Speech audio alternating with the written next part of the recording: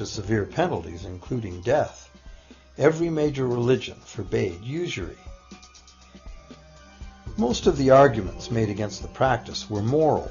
It was held that money's only legitimate purpose was to facilitate the exchange of real goods and services. Any form of making money from simply having money was regarded as the act of a parasite or of a thief. However, as the credit needs of commerce increased, the moral arguments eventually gave way to the argument that lending involves risk and loss of opportunity to the lender, and therefore attempting to make a profit from lending is justified. Today, these notions seem quaint. Today, the idea of making money from money is held as an ideal to strive for.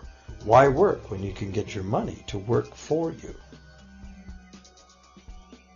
However, in trying to envision a sustainable future, it's very clear that the charging of interest is both a moral and a practical problem. Imagine a society and economy that can endure for centuries because, instead of plundering its capital stores of energy, it restricts itself to present-day income. No more wood is harvested than grows in the same period. All energy is renewable: solar, gravitational, geothermal, magnetic, and whatever else we discover. This society lives within the limits of its non-renewable resources by reusing and recycling everything, and the population just replaces itself. Such a society could never function using a money system utterly dependent on perpetually accelerating growth. A stable economy would need a money supply at least capable of remaining stable without collapsing.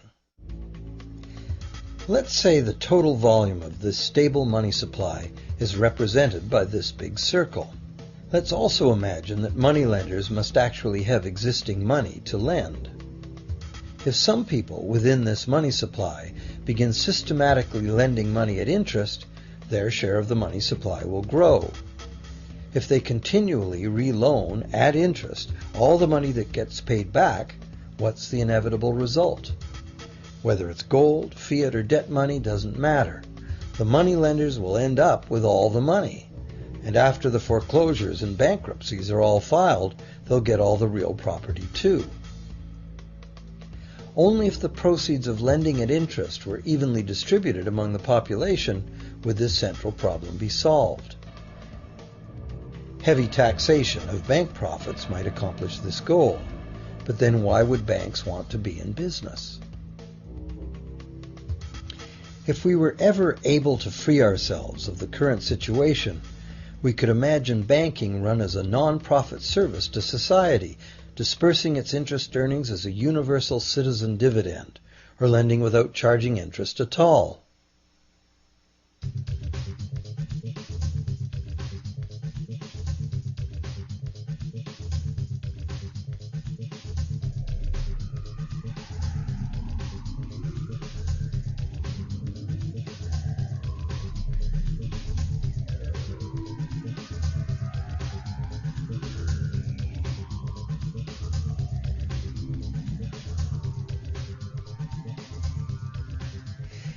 If it is the fundamental nature of the system that causes the problems, tinkering with the system cannot ever solve those problems.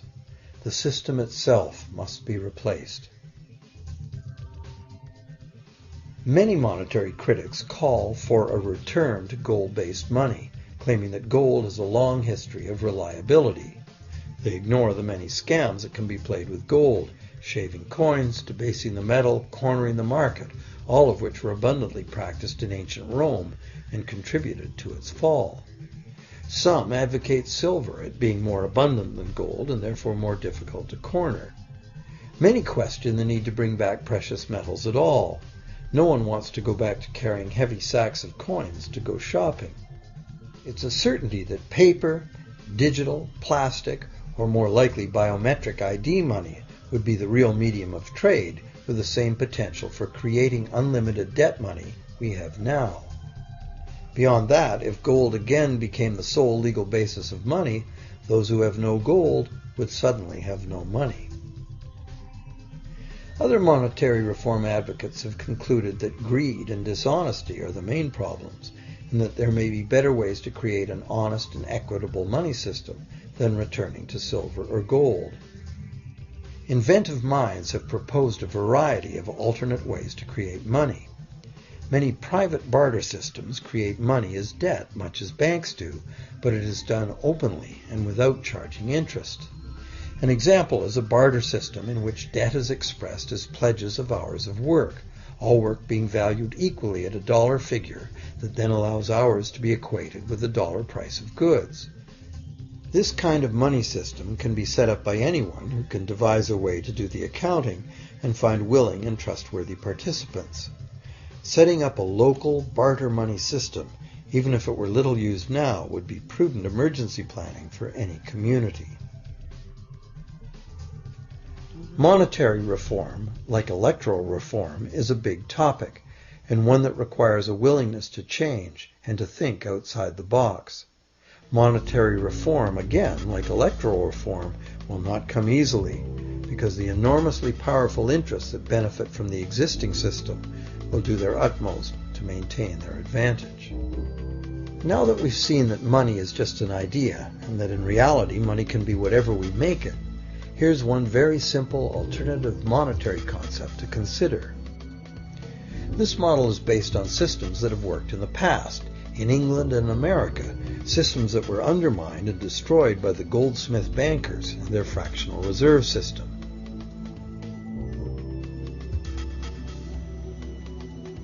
To create an economy based on permanent interest-free money, money could simply be created and spent into the economy by the government, preferably on long-lasting infrastructure that facilitates the economy, such as roads, railroads, bridges, harbors, and public markets.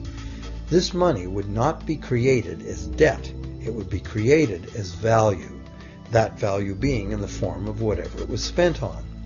If this new money facilitated a proportional increase in trade requiring its use, it would cause no inflation whatsoever. If government spending did cause inflation, there would be two courses of action available. Inflation is equivalent in effect to a flat tax on money. Whether the money goes down in value 20% or the government takes 20% of our money away from us, the effect on our buying power is the same.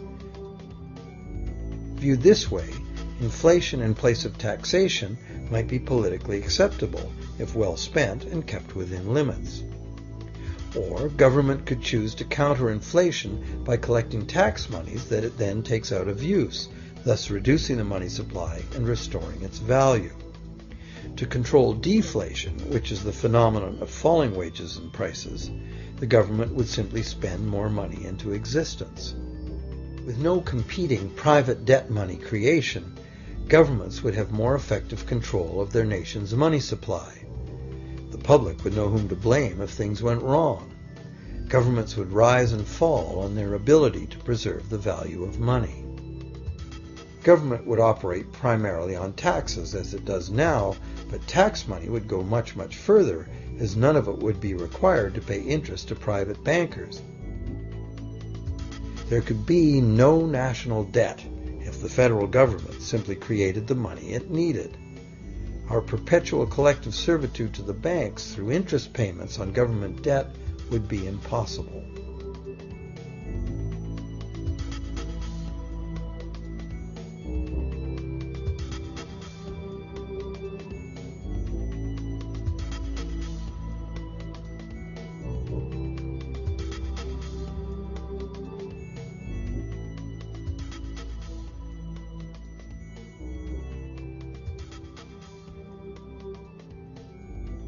What we have been taught to believe as democracy and freedom has become in reality an ingenious and invisible form of economic dictatorship.